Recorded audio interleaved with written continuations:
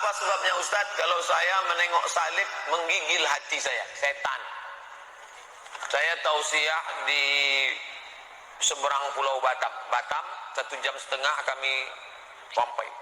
Tapi tak terasa 1,5 jam, karena film yang diputar tenggelamnya kapal Panderwi. Meleleh air mata penonton menengok Zainuddin meninggalkan hayat.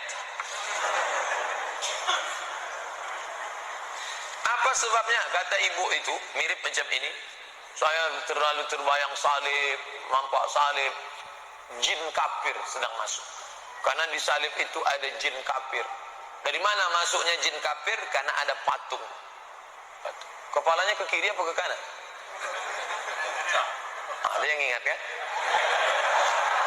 Shalom, menanggapi pernyataan Ustadz Abdul Somad bahwa bagi orang Kristen salib adalah simbol sentral yang melambangkan kasih Allah yang terbesar, pengorbanan Yesus Kristus untuk menebus dosa manusia, dan kemenangan atas maut.